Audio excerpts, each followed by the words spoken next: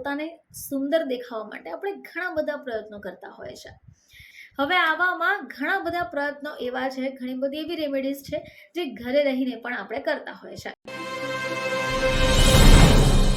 નમસ્કાર દર્શક મિત્રો, ખબર છે .com પરથી હું દ્રષ્ટિ નાયક આપ સૌનું સ્વાગત કરું છું. દર્શક મિત્રો, પોતાને સુંદર દેખાવા માટે આપણે ઘણા બધા પ્રયત્નો કરતા હોય છે.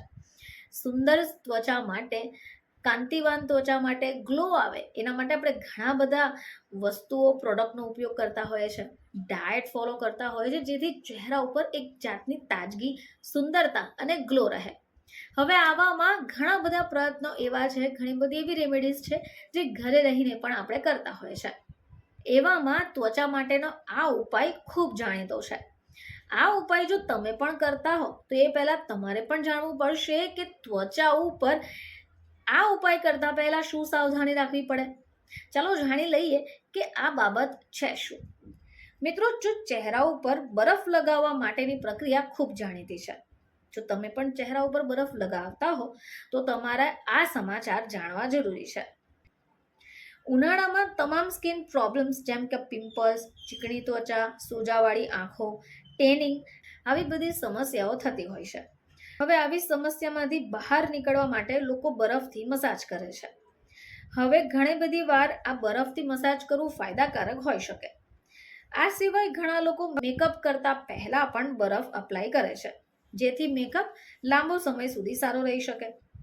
પરંતુ જલ્દી ચહેરા ઉપર બરફ લગાવવાથી તમને ઘણી સમસ્યાઓ પણ થઈ શકે છે. ચલો આજે આપણે આ વિષય પર જ જાણીએ.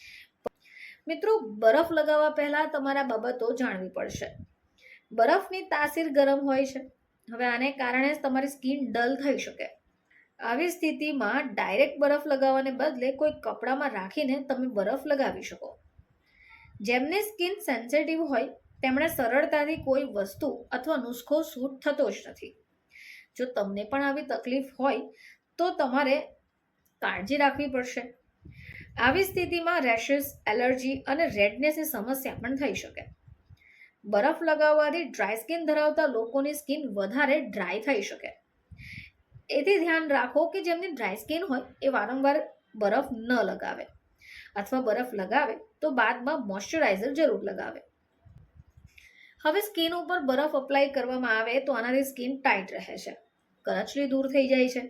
પરંતુ તેને વધારે સમય સુધી લગાવવું ન જોઈએ, નહીં તો બની શકે કે ફરીથી એ જ સમસ્યા સર્જાઈ જાય. તો દર્શક મિત્રો, જો તમે પણ તમારી ત્વચા ઉપર ડાયરેક્ટ બરફ લગાવતા હો તો તમારે આ બાબતોની જાણ હોવી જરૂરી છે.